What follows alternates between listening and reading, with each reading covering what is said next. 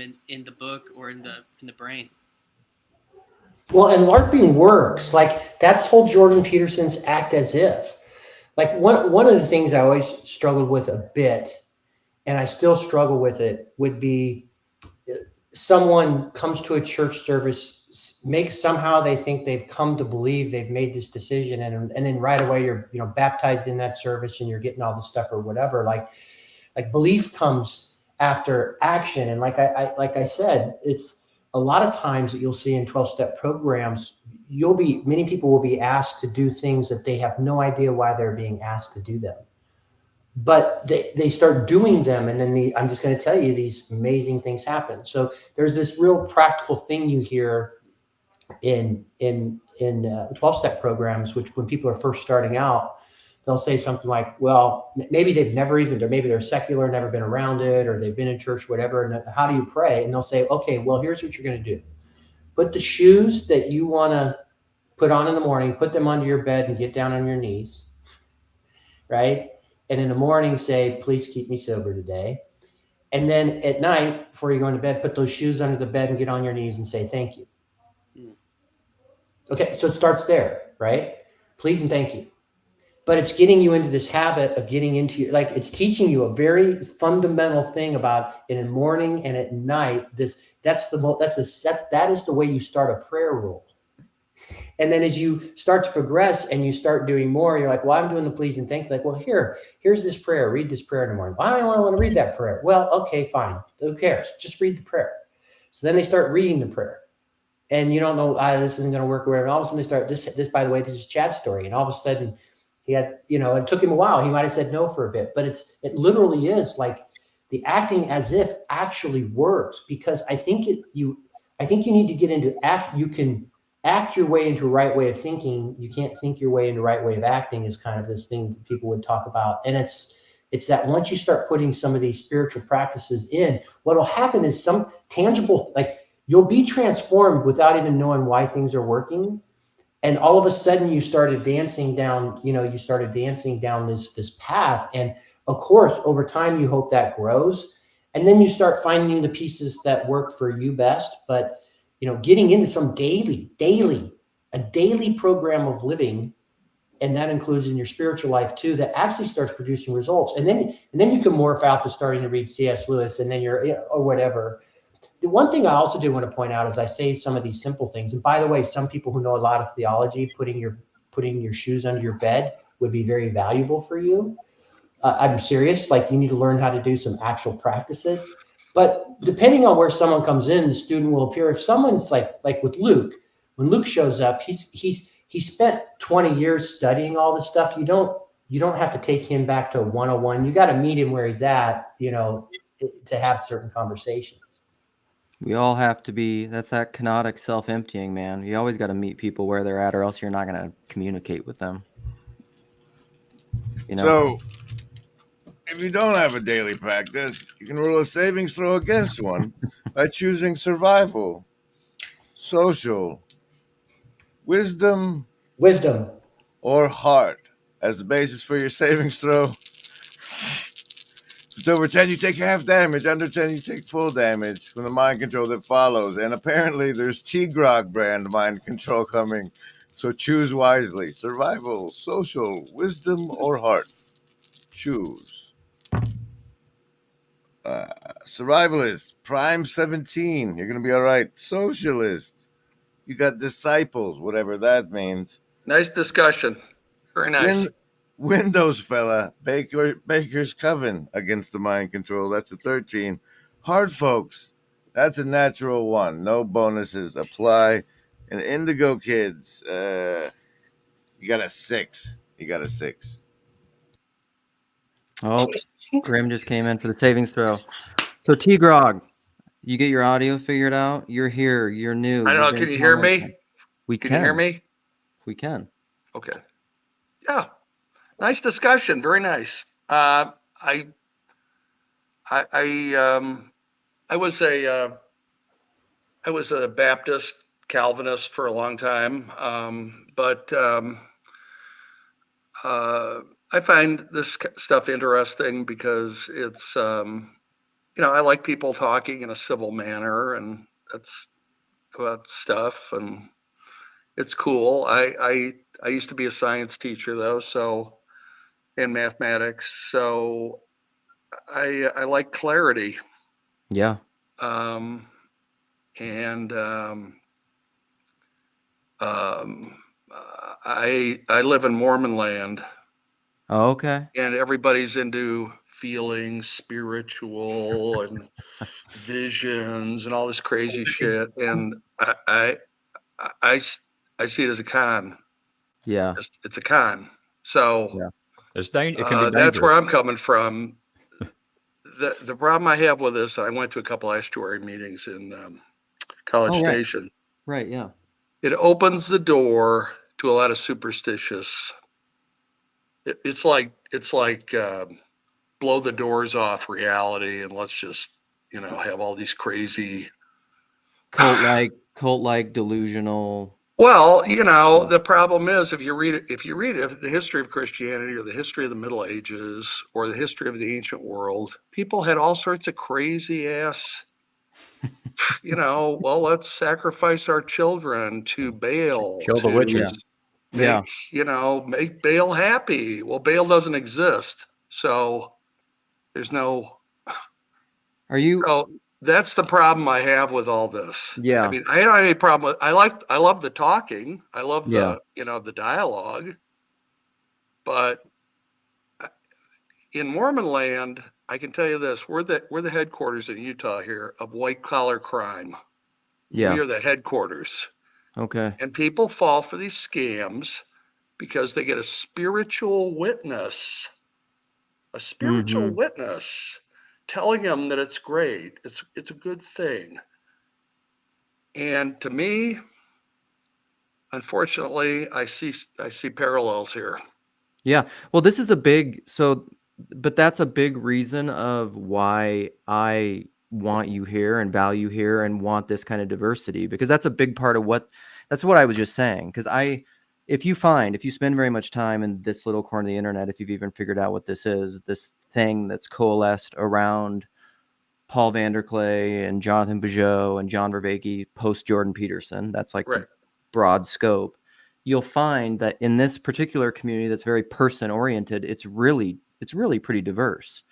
Like one of my best friends in here is this Sam Tiedemann, who's a biblical Unitarian. He doesn't believe in the Trinity. Right. He would be excommunicated from any Trinitarian church, but guess what? That guy knows early church theology. Right. Probably better than almost anyone I know. Probably Right. more than anyone I know. I Right. want him here. I want atheists here. Most of the people that are here have in some sense they've felt like a misfit or been excommunicated or deconstructed from Christianity. I mean, I never officially What's left your Christianity. story, Tigran? How did you get away Yeah. from your Baptist Calvinist roots? Yeah. How did I get away from it? Well, reading the Bible carefully can do a lot for you in that regard. What I saw in the Bible, and I read a lot of, I was really into it because, this is the truth, and this is important, and you have to know the truth. It's very important. So I would say the Bible constantly, read church history, but I was reading evangelicalism, a lot of evangelical stuff, evangelical. And I decided to read non-evangelical stuff, right? Uh-oh. And actually, I found that modern biblical scholarship actually was more true to the Bible, right? It was more honest about, like Yahweh and Elohim and these other, demigods and angelology and all that stuff. It was more honest about that stuff and more true to the actual Bible than evangelicalism, or I didn't know that much about Catholicism, but I've learned a lot more about it recently, and I know a little bit about Orthodoxy, but not a lot. But reading the Bible diligently, and just kind of thinking, well, what is going? I mean, is this just a mind game I'm playing with myself here? that, I believe in Jesus's propitiation for my sins. And what, words like how- propitiation. how does that really work? Oh yeah, listen, I look, I still read the Bible. I don't know what that word is, propitiation. I know, that's what's so fun about this, Unfortunately, I very few Christians that, in my experience, ever even finished the New Testament. So I'm interested in, well, there's an old saying by Thomas Henry Huxley: learn what is true so you can do what is right. Learn what is true so you can do what is right. So I go by these guys like, I started reading Huxley, Darwin, people like that. And I go, well, number one, what they're saying is clear. It's clear. Number two, it makes sense, right? If you know the truth, I'm interested in what's true. That's what I'm interested in. If it's orthodoxy, free, great. right? That's all I'm interested in. I don't care about all this other, but the problem I have in any religious space I've been in, if you like to use that terminology, is people have all these divergent views and there's no way to sort out truth from error or fact from fiction. There's just no way to do it. So that's why I like science. You got out by reading the Bible. Can I just be a little bit more, pry a little bit more and ask how you got into it? Were you raised by Christian parents and just? I grew up with a lot of alcoholic parents and grandparents, and I think emotionally I felt abandoned, neglected, very sad. And I'm a little bit, if you haven't noticed it, I'm probably a little bit on the spectrum here. Okay. So I'm very obsessive and autistic. Right. I might know something about that. So I'm kind of a loner, and I felt very alienated in high school. And I read a book called The Late Great Planet Earth by Hal Lindsey, which was the biggest selling book in the entire 1970s. And that basically said the world was going to end by 1984. Okay. So I read that book and I go, oh my gosh, God loves me. Jesus loves me. This is fantastic. I'm not just some weird guy, who can't talk to girls. And so it's an emotional thing. And I see religion that way. It's an emotional thing. It's emotionally comforting to people. It's very comforting. But the problem is heroin's comforting too. So I've not done heroin, but I've done psilocybin and cannabis, and they're different. They are different. Yeah. So there's ways to comfort yourself besides these ways that can lead to, and most people that are religious are very nice. Like most people are nice, but I was not a nice person as a religious person. You guys would all be in hell. I mean, no question. There's no question about it. You'd all be going to hell. Lots of people think I'm going there. Hell's an eternal pit of burning fire where you're literally burning. Okay. So that doesn't make for a nice person. That makes for an asshole. Okay. This sounds like a version of Christianity, though. Well, that's a version that's very popular in church history. Well, this is popular. This is what my buddy Jason, who's in the little corner, likes to say all the time. He's like, that's fine. Like, you want to believe that, but then if you're also a Christian, then you're called to love your enemies. So you're going to hell then. Well, yeah. I mean, look, it doesn't make sense. I grant that, Luke. It doesn't make any sense. From my perspective now, it doesn't make sense. It's ridiculous. Get in that pit. Absurd. Here he is. It's absurd. God is love. God is all loving. God's perfect love. Not only is God not just love, he is love. Yeah, and one of the questions. People to hell because they don't know anything about Jesus. It's like nuts. Well, come over to our side, tgrog. We're Pocket Testosis people here on Grail Country, so you're fitting great. Yeah, Luke did a whole tirade on what you just mentioned there, and he coined it POS theology. And he set off quite the firestorm here in this little corner. Well, I appreciate that, Lance. The problem I have with Paul Vanderklay, I'm on his case constantly. He's confessionally a reformed minister. Uh-oh. That's Paul what they believe. on notice. That's what they believe. Listen, I've pushed Paul on this for years and years and years. Paul Yeah, he is, won't be honest about it. That's my opinion. yeah. Well, he is, but Paul has had a few conversations on hell stuff. I mean, that's the topic of hell and universalism are two of the big pet topics, the Trinity that this corner loves to talk about. I mean, it's all, and there's very diverse opinion on all that stuff. Well, and I would So- also say this: I don't want to out Paul, and I don't think Paul's certainly not going to go against much of the Reformed theology. Heck, he's a CRC pastor. However, because he is a CRC pastor, he probably has some shades that he wouldn't proclaim publicly because he understands his role of what he has to be as a CRC pastor. But I bet if given the freedom, Lance, conspiracy theory. Confirmed. I know, because the reason why I know this is I have pastor friends who there are things that, and they're fine being within a certain, they understand because of their responsibility and what they are, their job they're given. There are certain things that they might believe different shades that might shock the conscience of others in their denomination, and they won't say it. But if they happen to retire, they might actually tell you a couple of things that they really believe that might, go a little bit against what. But because of the role, like you understand, hey, this is the gig, and I'm okay with the gig because of some of these other things. So. Right. Here's a great quote from a Christian pastor, but like it's very hard to get a man to see something if his salary depends upon him not seeing it. Well, you can apply that to religion. You can apply it to a lot of things, though. What's the timeline on you like becoming out as a physicalist atheist versus being a pastor? How old were you? When did all that happen?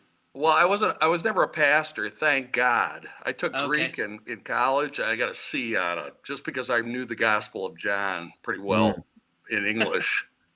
But I got out. I was a Christian from 1974 to 1984, roughly. So when the world didn't end, you were like, well. Yeah, the world didn't end. That's correct. It didn't. Maybe it did end, metaphorically speaking. See, that's not maybe in our imagination it ended. See, I just wanted to toss in like there was a checkbox for my church that said, "Do you support the statement of faith?" And it's like at some point I was like, "Can I support this thing even though I don't believe it?"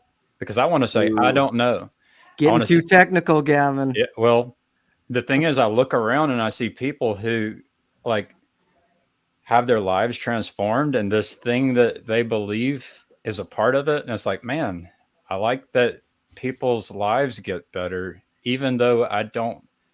Like, I'd rather say I don't know and pray that God would reveal it to me, right? And I think to me that's like premature. Like that's so like Gavin, you've mentioned this previous, like you mentioned that you were kind of presented with that, and I'm like, that is so cart before the horse. Someone who's new, bringing his family. How can you ask that question after a month? And then some of that is like to get baptized, you do have to, there's some, they'll say, okay, this is, and it's not going to be the Westminster Confession of Faith, but they're going to list out some, a whole bunch of propositions. Do you believe this stuff? And you're like, dude, I've been here a month, man. Like, how could I even? Maybe it'll take 10 years. Maybe it'll take 10 years or 20 years. Like, it's like, why do I have to say yes or no to something? Right.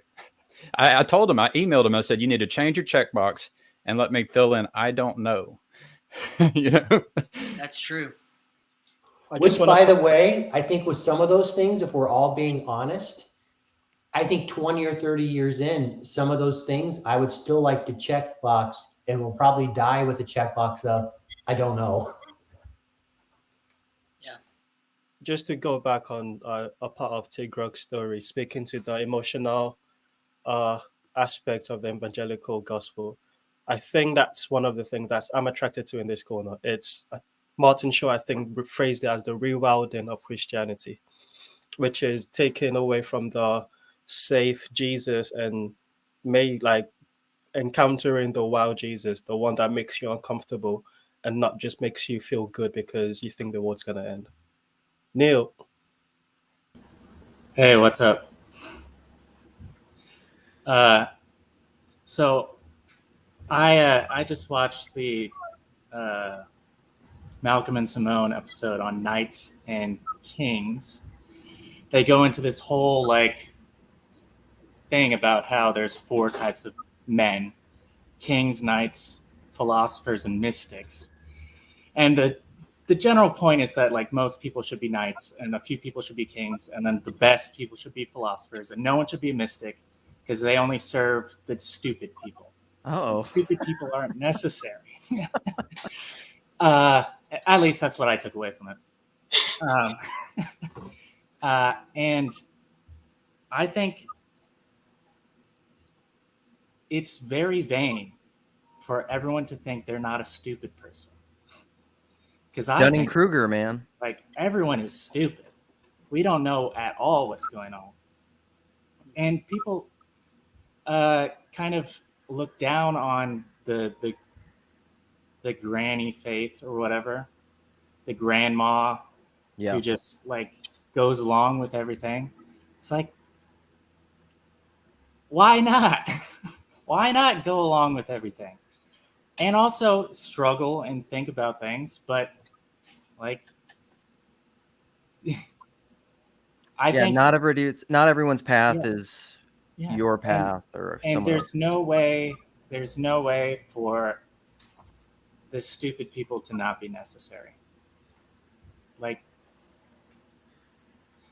as one, I really hope that that's Well, there's a true. big We're supposed to love the lost sheep. Like, Yeah. right. and the lost sheep like end up getting lifted up very high. There's a big I think ego. that's why people with integrity have to be people with deep character have to be in the king, Mhm. because like tgrog just said is that those people will be harmed. They will be they'll be taken advantage of. So Mhm. you have to have people that are searching for truth, and then people that are leading the people that are searching for truth. And Mhm. back to T. Krogan, I was curious on. So here we are in 2024. That's 20 years or 30 years that you haven't been, I guess, a Christian.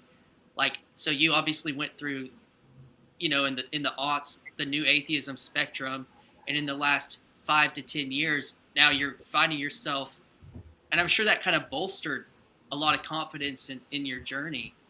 And now you're finding yourself basically in a conversation with 1, 2, 3, 4, 5, 6 Christians. Like, what's that? How does that fit into your story? Well, it depends on what you mean by Christian, right? Hey, now we're talking. um, You I do would say belong. this. Look, I've had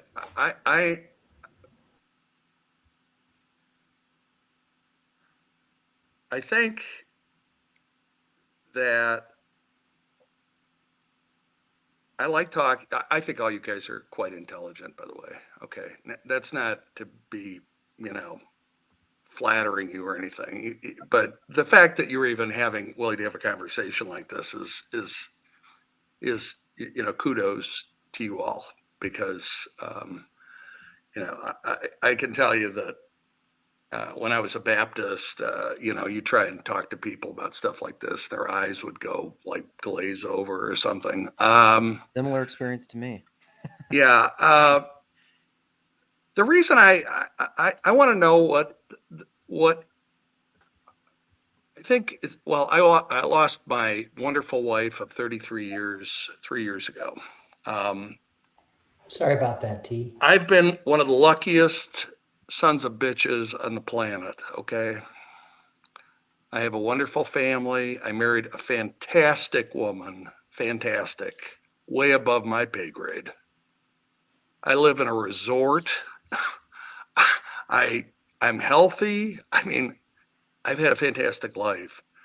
And so I'm getting older. You want to contemplate these things. You say, well, I was wrong about being a crazed Baptist. I was wrong about that. Mm. I was, by the way, I was completely convinced that I was right. Totally convinced. Uh-huh. And so I want to stay open-minded. On the other hand, I don't want to be a chump. Okay. And, you know, people have tried to get me to join the Mormon church. And I said, well, number one, to be a temple worthy Mormon, I got to pay 10% of my gross income. Okay. So this better be true. 10% of your gross before taxes? That's a lot of money, depending on what, you know, what money you have.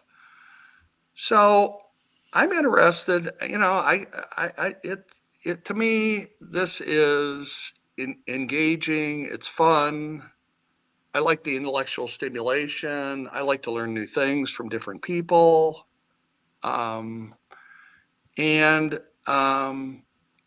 Atheism is not emotionally comforting. It is not. Okay. Churches are much nicer. There's a feeling of, I think it's an evolved thing. Churches are much nicer, even if you don't believe a damn thing they're talking about. All right. They're nice people there, and it's a community, and they're like, you know, playing church. And atheism is, but see, if I want emotion, if I'm really having a struggle with emotional comfort, I'll go see a psychiatrist. See, that's the way I approach it. In other words, if I'm having a crisis of depression, or my God, what is the meaning of life or something, I'll go see a psychiatrist or a cognitive behavioral therapist or somebody like that, where I can talk things out and work things out. And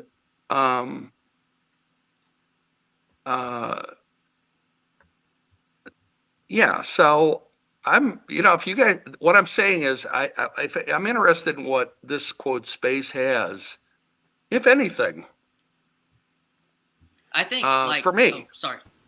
Yeah, go ahead. Yeah, I think, like, I've done a lot of therapy, spent a lot of money on therapy, and there's a truth to the fact that you're spending money for this person. It's their job, and that's a very different kind of relationship versus a mutual meeting of people that are kind of searching. That but not to diminish the help that it can have and has had in my life, but it's not the same.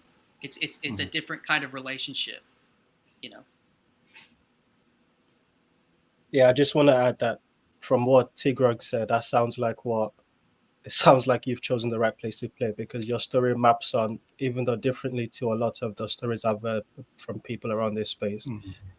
We got to a level, we had a certain level of certainty in something, and that came crumbling down. And then now we're trying to figure out, okay, now what? And yeah. That's been one of my big things lately too. This is a quote that I love, but it's like, tell me the God you don't believe in, I probably don't believe in it either. Or tell me the fill in the blank you don't believe in, I probably don't believe in it either. Like, I was thinking as you were talking about all those things, I bet you and I could sit down and have a conversation about theology and a lot of problems that you had, of things that you were taught, and I bet we'd agree on a lot. I bet we'd agree on a whole lot. Yeah. I don't want to monopolize the conversation here, guys. Well, but because I'm autistic, I don't get the social cues that well. No. Like when people are saying, "Shut the fuck up, man." I mean, I don't get the feedback. See, I think part of it is that, I mean, I'm very concerned with this space, especially in live streams, in hospitality. You've never popped on before. I've wanted you to hop on before. If you have something to say, I definitely want you to talk. I talk plenty. So that's why I like to listen, but I'm kind of a gadfly. So, you know, yeah. I just look, everything is a mixed bag, you know, in my experience. Jordan Peterson says, you know, he says some very good things. Paul and Jonathan Peugeot, on the other hand, I don't know what the fuck they're talking about half the time. The up, the down, the higher, the up, the thing. You're doing it. It's like, I go, what the hell is this guy talking about? Yeah, I have a hard time with these things. I up and it's like the lateral and the horse. It's like, what? But this is part of what the hell is going on here? Yeah, one person's up is another person's down. Like, it's so weird. What's so fun about that is I just got this message the other day because in my live stream yesterday I mentioned, and this is, I would love to know what you think My about live stream yesterday. Hey, real quick, tgrog, can we get back to the witches in the estuary? That was a fascinating topic. The Red Church card of the show is the Seven of Hearts. It sounds like You're hilarious. you went to estuary and ran into witches, and it was 2 estuaries, and they were overrun with witches, and it made you uncomfortable. Can you talk about that some more, please? There were no witches there, as far as I know. I mean, maybe they're undercover witches, or they were lower on the. They were under. Well, there's the horizon, and then there's the hierarchy, and then there's what's underneath. Maybe they were down there somewhere. I don't really know. Well, There was a Baptist guy. There was a you were turned off Baptist. by a couple. There was a Baptist, an Episcopalian who didn't believe in the resurrection, and a Catholic guy who said, well, alchemy was great or something. So I don't know. I mean, yeah, it was fun, but because I was a creedalist, you know, shame on me. You know, St. Athanasius says, this is what you must believe, or you cannot be saved. This is the Catholic faith. Whosoever believes this is okay. If you don't believe it, you're damned, basically. It's clear. It's not the hierarchy and the lower. I see this as like Gnosticism. It's like inner light, and wow, I've got the inner light. Jordan's got the inner light. Jonathan's got it. Paul's got it. And you know, you're trying to figure out, what is it? It's like mystical. So, Yeah. like, if you ever seen the movie Mystery Men, there's a guy in there. There's a character in there called the Sphinx, and he says all these weird things that sound profound, but they're just bullshit. You know, if you don't master your rage will become your master. You know, the Sphinx. That's It an sounds, interesting one. You just mentioned as an interesting one. Yeah, Master I mean, your rage. Like I'm talking to my children about this topic specifically, like 2 nights in a row. So see the movie, okay. and you'll see that this character is like, he says a lot of this stuff, and it's like people are going, wow, man, it's like it's there's nothing to it. So I don't know, but the only thing I would push back on is that, I mean, that's the same story that the new atheists were telling people. You're the brights. You've got the inner knowledge. It's the same story. Well, I would recommend, and by the way, I'm a big book reader. If you guys have any books that you'd recommend that I read, I'm reading Dominion right now by Tom Holland. Okay. But I'd read An Atheist's Guide to Reality by Alex Rosenberg. That Reformed pastor's colonizing your mind, tgrog. He's got you reading Dominion. Well, unfortunately, and I have a kind of a bias with this because I've dealt with so many Christian apologists. Okay. And I find them disingenuous and lying by omission to High five. And to an enormous degree. Yeah. Okay. Agreed. So I am poisoned, okay, by dealing with Christian apologetics. I'm gonna get off my camera here, but I want to show you a book. I paid for this book. I paid for the research for this book. It's a Christian apologetics book by a Christian apologist that I knew very well. We were like buddies, best buds. I hope I know. But I paid for this book, and then I'm reading this book, and that helped kick me over into atheism. Because I said, there's so many lies and half-truths in this book. You got the playbook. That this is bullshit. My book, I commissioned this book, and I paid a lot of money back in the 80s for this book to be written. And the guy that wrote it was smart, very smart. And I read the book and I go, that's wrong. That's wrong. Every page had bullshit on it. Okay. Every page, literally. And I go, if this is the best somebody can do to defend Christianity, Christianity's false. It's false. I'll show you the book. I'm going to turn my camera off because I'm sitting in my underwear here, holding my Okay. house. We got to keep it PG here. Oh man. It's hard to find the best. I'm a bit on that. My mind works in a similar way, but try to solve that problem of finding the best person to write that book. It's like that's a hard A problem. Christian apologetics book? Here's the book. Anything. The best. Try to find the best at anything. The New Here's the Atheism book. and the Erosion of Freedom. I paid for this book. I paid for the research. It's bullshit. It's bullshit. What exactly about this bullshit?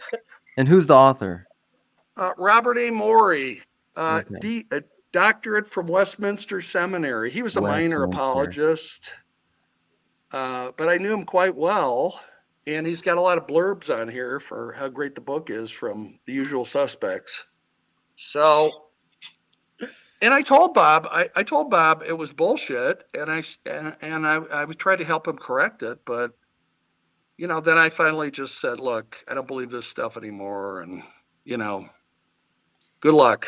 And but yeah, so we wouldn't have a dialogue like we're having here, certainly. But he told me basically that a lot of people fall away and then they come back, and you know, blah blah blah. So It's true. Maybe Yeah. you're just not elect. You ever thought of that? well, I'm just kidding. he's got a video on YouTube, Bob Moore. You can look it up. It's called "Why God Hates Some People." It's amazing. God hates people, and he goes, you know, it's a lie that God loves everybody. He hates And there's in people. the Well, hands given of an the- angry God. Given the fact that you told me that, I would bet that some of the issues you're having with that might be a lot of what Luke would call POS. That's a cleaned up version of piece of shit theology. And so he has big issues with certain points of popular theology. Oh yeah. And that's why I think when Luke says like some of these things that you're pointing at or having a disagreement with, Luke's probably sitting there going, oh, I bet if he and I had a conversation about all the stuff you thought was BS, Luke probably agrees with you on probably 90% of it. Well, and this is one of my big struggles with, because I get into this with Christians all the time, because I self-identify as a Christian universalist, believing that eventually all will be reconciled to God, however you conceive of that, which I don't know. I can't lay out the details of how it's going to happen. But a lot of people will say, you know, they'll criticize that, saying like, well, that just will make people flippant about morality or whatever, or it will make people just like not care about things. But the problem is there are so many, how many people like yourself have been told that God and the way that hell works out is this, what's called infernalism, eternal conscious torment, where God is mainly a distant, divorced, uncaring judge who just is going to punish you based off of choices that you made and whatever level of maturity for an infinite, unending duration of time in a literal burning hell. A lot of people have left Christianity because they've been told that's the only form of God that you can accept. And if you reject that, then you're not a Christian. Well, I don't agree with that framing of what God is. I just wanted to chime in. There was a conversation with my wife this morning, and it's like, I see a pattern here, like what's happening here, and that like we can challenge like the institutions, the traditions, the confessions, and like the internet and YouTube and these kinds of conversations. We get to do that, and it's happening in many spaces. Yep. Like it's happening in construction, it's happening with food, and it will make its way into like the systems of education. These things will change because of the kinds of conversations we have where people are actually pursuing the truth, trying to care for people. Like all this stuff's very good. Yeah. Just because I they think did it that way doesn't mean it's going to stay that way forever. I think the thing that the projects on the search for truth and why this space can sometimes feel Gnostic or mystical and woo-woo, as the millennials say, is because the search for truth is a very kind of concrete idea. It appears like a very concrete idea, this thing outside of you. Science will reveal this. Religion will reveal this. is this true? All these arguments sound, can I get everything to fit? When I think what this space is, or even in the journey into therapy or whatever, is a search for an internal truth. And and this has been hit on in this argument already today. Do you believe, can you sign on to this, confession of faith at your church, check the boxes, like cart before the horse? When am I dealing with myself truthfully on it? Am I looking at myself truthfully? That has way more impact on your life than the literal nature of Scripture, or the literal or if the scientific proofs of X, Y, and Z. Those things will not have very much impact in your life, versus if you can be honest with yourself about who you are, and then in relationship to the people that you do life with. I think that has to be the foundation for the search for truth, not the late great Planet Earth, or not the God delusion. Like, I think that the search for truth has to start within yourself. And that's why it can sound so Gnostic-y here. And then you can build on top of that. And somebody just made a comment about that those things can help purify the truth, but it has to start with being personally honest with yourself. That's just so, I agree with you, but what's really hard about that is a ruthless internal honesty means you have to rid yourself of fear. And yeah, it does. Good luck. Listen. Well, I've done it, man. I've done it. I in a moment discovered the difference between fear and being scared. I was no longer afraid of the truth, of every shitty thing, shameful thing that I had ever done to the person I was supposed to love forever. And coming to that, all of a sudden I was no longer afraid, and I no longer feared the truth.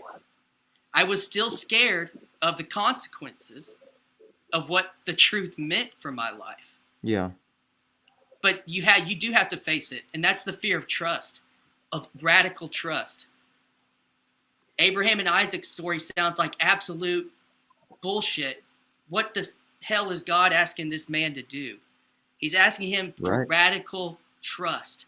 I don't care about the context of child sacrifice. I mean, I should care, whatever, but he's asking for radical trust, that trusting is better for some reason.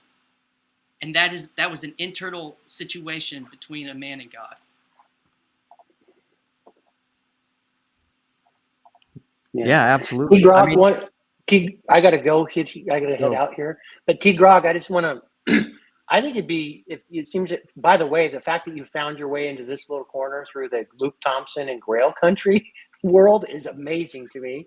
The wooiest of all the corners. The wooiest of all. But your voice and the questions you're asking are going to be really important, because a ton of people are out there, I know, that are watching these videos who have gone down that path and are kind of where you're at. And so the questions you have and how you want to challenge certain things, I think, are like massively important for us. The other thing, when I've listened to you, it's very obvious to me that you're a seeker. You've been seeking different things, and you found yourself in this place that feels good for you now. But you're still out there. You're still seeking a little bit. You're open-minded. This corner is built on people who are willing to have these good faith conversations, even if we would disagree with things. And when you mentioned, so I would just say this, like, I used to consume in the early 2000s a lot of apologist sort of stuff, and I, to be honest with you, it makes my toes curl a little bit right now, and I can't watch it anymore. So, but that doesn't mean that it's bad or it's not serving its purpose for certain people at a certain time. But like, when you said that, I'm like, yeah, dude, I'm with you.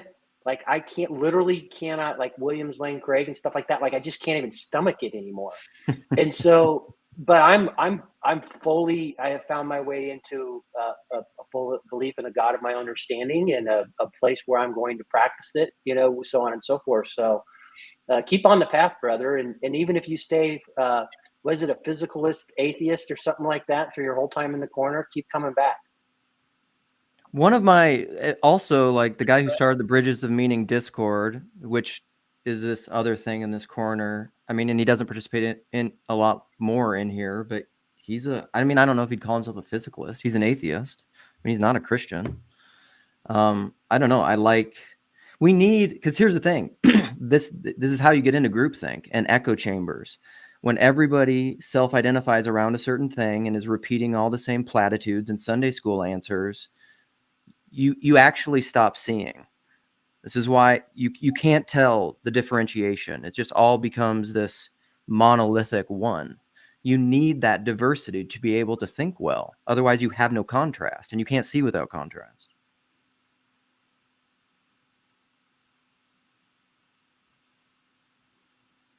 I'm curious, tgrog. Did you try? It's been 20 odd years since you left the Baptist thing. Did you try any other woo-woo stuff? Was there a yoga phase in your? That's a good question. Well, you know, I was very lucky. I came from a long line of alcoholics, and alcohol never did much for me, Praise God. Yeah. which I attribute to pure chance, genetically, just pure luck. So did some partying, and I tried, you know, some heavier drugs, and I did, you know, stuff like that. But I was running a company, and then I met my wife, and you know, and then just things kind of happen. I mean, when you're raising a family, you're working, you're busy as hell, so you don't really have a lot of time to think about this stuff. Now I'm retired, and my kids are grown up, so you know, that's why I'm reading Tom Holland. I'm trying to do it with an open mind. I'm only like the second chapter in, but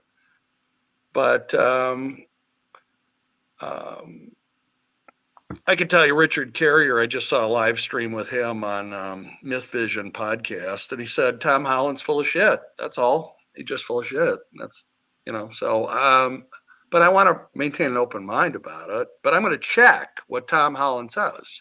If Tom Holland says XYZ, I'm going to check XYZ. Okay?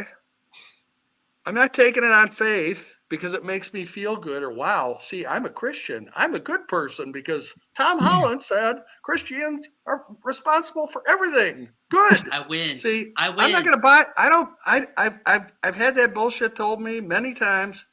When I check it out, it turns out to be bullshit. So I'm going to fact check everything he says. And I'll fact check atheists too, by the way. I don't just fact check Christians. So can I ask? People lie all the time. You got to be very careful. So, yeah. I just want to ask a question, and this isn't like a. I hope I answered your question. And by the way, thank you for your questions. I appreciate it. Yeah, you did. Thank you for answering them. I do. You guys are very nice people. I thank God for that. So, not the typical Christians, unfortunately. I mean, fortunately. So this isn't a gotcha question. I hate gotcha questions. They're like veiled. I don't care. I'll take gotcha questions. I don't like them, so I'm just telling you up front that this isn't intended that way. So, when you say you want to fact check things and not take things on faith, like essentially to me that seems like an infinite regress, because at some point, like, you fact check someone with what someone else has said, and then like with what someone else has said, eventually, like, who do you trust? Well, that is a problem. And we're all stuck using our own reason and logic. This is like morality. They say, well, what about that authority? What about that certain infinite regress of authorities? Yes. Well, unfortunately, we're stuck here as humans, and we have to make decisions. Yeah. So you kind of got to go with your own intuitions. I do that in quotes because that's a big thing. Intuitions, reason, and logic. Okay. And you're stuck. Okay.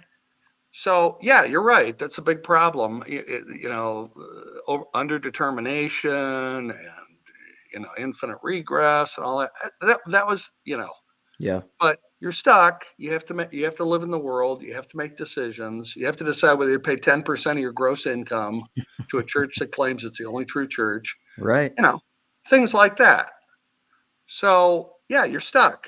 Okay, well, that's it. That's how I look at it. I mean, I used to worry about stuff like that. And then I said, well, everybody's got to kind of call it like they see it, right? Everybody's got to do that. Why I would you agree with marry you. that girl? But people told me, you're nuts marrying your wife. You're insane. This woman's a lawyer. She's a good lawyer. She's going to clean your ass out. So I'm stuck. I got to use my reason, my intuition. And fortunately, I lucked out. But Yeah. you got to make your own decision. You're stuck, Right. existentially stuck. Yeah. No, I agree. That's a great answer. Thank you. Sam, here he is, the famous biblical Unitarian himself. I'm A good Luke's friend. tongues interpreter. They called you a monster earlier, Sam. Who called me a monster? I In did. what but context? positively. One did. We all agreed. What sort of monster is that? Well, I was just saying, like, you weren't like a super OG randos, but everybody thinks of you as like an OG rando. No, but that's I was just like because the you're such a last of the beast. OG randos. Well- I snuck in the door right before the OG door closed. I don't know where the cutoff was. It was when it got much harder to get on Paul's calendar. Oh, okay. That's like when you couldn't just click on the Calendly link and find something anytime you wanted. That's when. So tgrog, this is a perfect example. Sam and I are really good friends. We talk all the time offline. We have each other's phone numbers. But I've learned more about the specific doctrines of the Trinity, having been a Christian my whole life, in talking to someone who does not self-identify as a Trinitarian. We're not allowed to use the phrase self-identify, Luke. Didn't you see that in the comments section the other day? That's funny, self-identify. I want to because talk about Jordan Hall self-identify was all the time. self-identifying as a Christian, and people were upset about a positive use of the phrase self-identify. So we can't help but be just who we are and what comes out of us. Some words are poisoned. Like, why are they poisoned? Because that's what fair. always happens with It's words. not fair. So anyhow, like this is why I love this whole arena of people where you're not harvesting the fringes and excluding people based on whatever label they want to put on themselves, because then you actually learn from people. You're not in the echo chambers where everybody's just saying the right things, where like people are like, you're no longer a Christian because you deny whatever. Pick your poison. I get told that plenty of times. It's Yeah, not right. that they don't tell me that, or it's not that certain people don't wish I was excluded. It's that this is the corner where it's not possible to really exclude people. The only person who can exclude you is yourself, or if you do something incredibly stupid and burn too many bridges. But no one has the central authority to exclude anyone, really. See, and this is Paul. Look, Paul loves to troll me. Luke is very concerned about these rules because I'm like, he'll say I'm anti-propositional, but I'm anti-propositionalism. There's a great verse in the Bible, 1 Timothy 1:23. The law is just if you use it lawfully. It's about action. It's about being in the world. There's law and there's a spirit. You can use the law unlawfully. You can use rules to exclude. And we're concerned about the rules, Paul, because both Luke and I have been burned by rules enough times to know what the dark side of these rules are. I'll even say part of the reason why the Chicago Bridges of Meaning, Estuary, Jordan Peterson, whatever we call ourselves, group is not in the Estuary network is because I'm still distrustful of anything that has rules or anything that could ever turn on me. Yeah. And it's not like I think John Van Donk is about to excommunicate me, because John Van Donk is perfectly excommunicatable for his own beliefs. But aren't we all? Aren't we all? But how long before someone else is in charge and they're like, wait a minute, you have Sam in here? No way. And this is where, like, you said this, I think, tgrog in a comment the other day, is like a lot of the atrocities of the modern Western world have to do with religion and Christianity. I completely agree because of this very dynamic.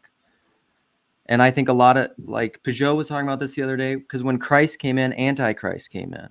Counterfeit, mammon, that which professes to be Christ, but instead of uniting, actually divides, but calls itself Christ. That's what Antichrist is. Well, it depends on what you're reading, right? Since it's only used 3 times in the Bible, it's a matter of some controversy, right? Antichrist? Yeah. It's 1 John 2 primarily, right? And here's a little beef I have too. I notice that this is the apologetic space I come from. Apologists are world experts on every possible subject. They're world experts on cosmology, psychology, physiology, brain science. They're world experts. What qualifies Jonathan to be an expert on anything except art?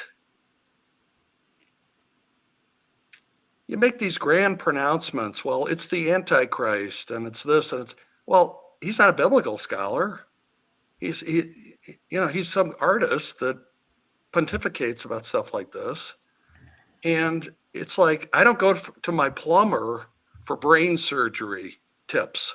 Okay. People have certain areas of expertise, and that's what their expertise is in, not, whatever. I'll just declare myself an expert. I'm an expert on everything. I'm a life coach. What if there's an Antichrist in me? Like maybe I'm working on the Antichrist that is in me. So this idea that people can just, like, I don't know if you've seen this. I saw this on Paul's channel. I raised hell about it. Jordan Peterson has this thing about Exodus. There's no biblical scholars in the whole group. And they're sitting there pontificating about Exodus and what it really means. It really means this. See? Listen, I'm going, these people are just bullshitting. They're just like spouting off, well, yeah, it means this. It's like it's just remember that was a celebrity Bible study that was filmed for the public. That's what that was. And I wish I was part of that Bible study. It sounded like one of the most interesting Bible studies that I never got to be a part of. And I think that this little corner is pretty anti-credentialist, but that doesn't mean that anything you say goes. You have to earn your credibility by being interesting and by having other people punch at you or poke at you in the comment section and see how you stand up to that. Holy cow, Jacob Federecci likes you. So you're getting love from one of the most disagreeable people in the corner. Jacob, he's beating one of Jacob's drums about subject matter experts and how you can, you need to be able to distribute your cognition. Jacob loves credentials. Well, he's not. Jacob isn't wrong. I don't feel qualified to talk about a lot of topics. I think I'm a fairly smart individual. Maybe the Dunning-Kruger's kicked in with me, but I don't sit there and pontificate about cosmology, quantum mechanics, and all this shit. It's like, are you kidding me? You got to really know. You got to go through years of study to understand this shit. You can't just, I read a book on it by, Deepak Chopra, and now I'm an expert on quantum. It's stupid. It's absurd. I read the Book of Five Rings, Miyamoto Musashi, best swordsman in Japan, and then he studied calligraphy to become a better swordsman. And so there's some things where even though you're a carver, that can help you become a better husband, right? It's like, so you have to be careful with that too. I agree. I totally agree with that because you learn learning how to play the piano can make you a better student, or there's a sprint. Yeah. The institutions that credential, even look at what's happening to Peterson right now with his credentialing. Like, does it have anything to do with his ability to be how good he was as a clinical psychologist? No. Or his research, or his influence. He's done lab. He's created products and done lab work and stuff. So like. I would say this. Yeah. I would say. I think that's. Hi, Paul. That's the question. I'm so glad you're here. Yeah. I've been praying for this moment. Here we are. Well, obviously Yahweh has answered your prayers. That means it's true, right? Oh, you have no idea. The only way this will be better is if we close in a prayer where you accept the Lord Jesus Christ as your personal Savior. I've got the guitar. Lord and Savior. I'm waiting for an appearance like the Apostle Paul. I'm waiting. Get the music going, Christian. We need that strumming in the background. Psychotechnologize him. Psychotechnologize his brain. No, unfortunately, Paul comes in, and I have to. No, I'm not running away, Paul. I do have to work out in 15 minutes. So I do have to go. I'm an old man and I have to work out. So All right, Paul, you've got 15 minutes to close this thing. I could probably leave. I could probably give you 5 more minutes because I have to drive over there, of course. So. Yeah, I PBK, just got is this triggered by about the making expert Christian? thing, which is, I mean, it's expertism. It just is. It's going away, and it doesn't mean that there isn't a point, that there aren't degrees of technical knowledge, but none of us. It's exactly the same dilemma that you talked about before in terms of the Luke. No. This isn't all about you, Luke.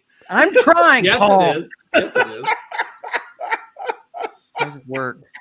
Oh, Jacob's going to be so unhappy with you and your StreamYard. Oh no, that's even worse.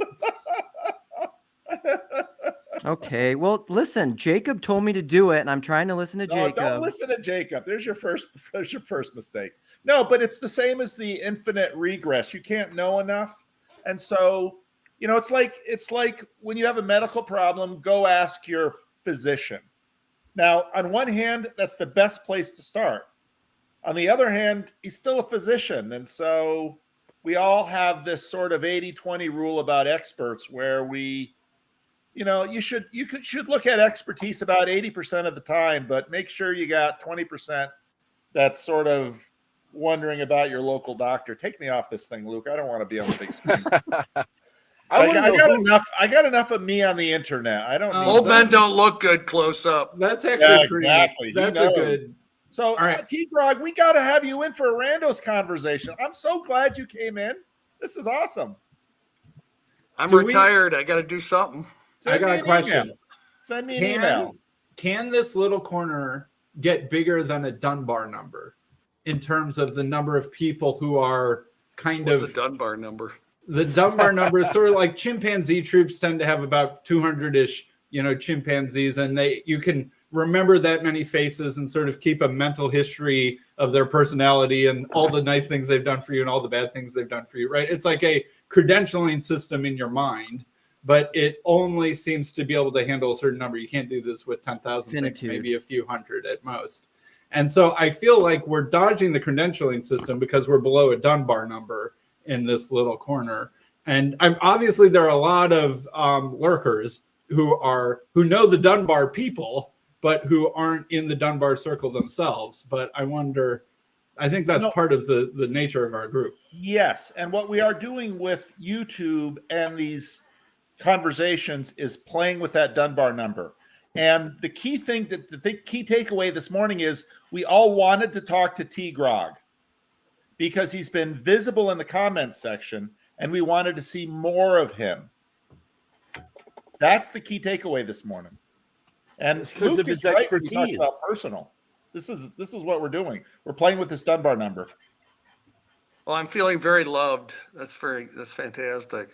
Oh, don't worry. There's some people going to comment on this about PVK and his vicious love bombing people. That's so wrong and grifty. No, there's nothing wrong with that. I can go to the Mormon church. They'll do the same thing. Exactly. So, exactly. Just a tactic to get you to convert. Yeah, the best thing about us is that we're not must be under Mormonism's the banner true, right? of heaven.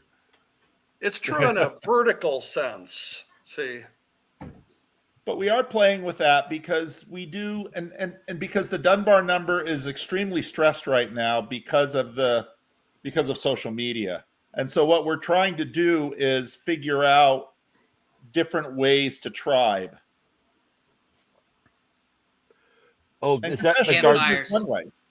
Is that the Garth Brooks song, "A New Way to Tribe"? A new way to tribe. Sorry. There are no experts here, guys. Just so you know, nobody's ever claimed to be one. That's the only 2 cents I wanted to put in. Like I would say, I think that Luke is an expert on personalism, but he would never claim to be an expert on such a thing.